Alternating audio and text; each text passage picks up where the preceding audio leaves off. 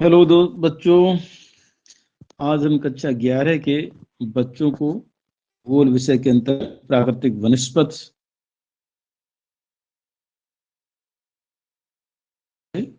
तो बच्चों, जैसा कि आप जानते ही हैं कि चाहे हम लोग पिकनिक गए हों, ये जंगल गए हों, कहीं पर भी देखा होगा।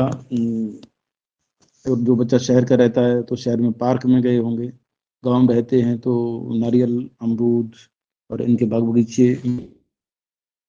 प्राकृतिक और मानव रूपित वनस्पति में कैसे अंतर करते हैं।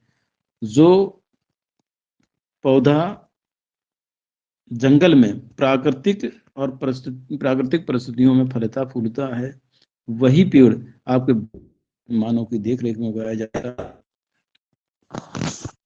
तो इस तरह से वो बाग बगीचे के अंतर्गत पौधा तैयार हुआ, और जो एक प्राकृतिक तौर पर जंगल में पौधा तैयार हुआ, वह प्राकृतिक वनस्पति के अंतर्गत आ गया। तो या यूं कहे, हमें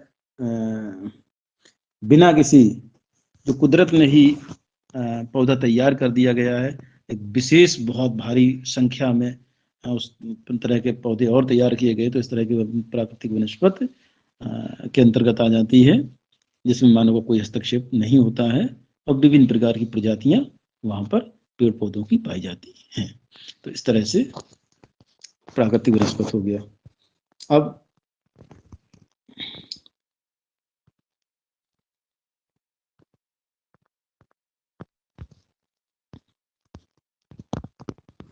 चलते हैं इन प्राकृतिक वनस्पति के प्रकार, जो वनों के प्रकार हैं उनकी तरफ चलते हैं।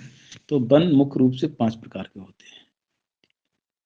वन मुख्य रूप से 5 प्रकार के होते हैं। नंबर 1 आपका है उष्णकटिबंधीय सदाबहार वन है। तो नंबर 2 है आपका उष्णकटिबंधीय पर्णपाती वन, और नंबर 3 है उष्णकटिबंधीय कांटेदार वन। नंबर 4 है पर्वतीय, और नंबर 5 है अनूप वन, वेलांचली या अनूप वन। तो आगे चलते हैं उष्णकटिबंधीय सदाबहार वन, इसके बारे में विस्तृत जानकारी करते हैं। एवं पश्चिमी घाट अर्थात भारत के जो पश्चिमी ढाल हैं, उन क्षेत्रों में और उत्तर पूर्वी जो क्षेत्र हैं वहां पर और अंडमान निकोबार द्वीप समूह में इस प्रकार की वनस्पति पाई जाती है। यहाँ पर 200 सेंटीमीटर से अधिक वर्षा होती है। औसत 22 सेल्सियस टेम्परेचर जो है रहता है, 22 सेल्सियस से अधिक टेम्परेचर रहता है, और वर्षा 200 सेंटीमीटर से अधिक रहती है। और क्षेत्र जो अभी हमने बताए थे, पढ़े थे, अंडमान निकोबार द्वीप समूह, पश्चिमी ढाल, पश्चिमी घाट और उत्तर पूर्वी क्षेत्र है। ठीक है, तो इस तरह से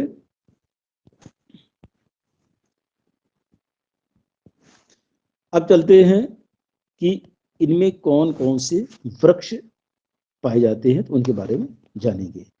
तो ये वृक्ष हैं आपके रोजवुड, महोगनी, एनी, एबनी इत्यादि वृक्ष पाए जाते हैं।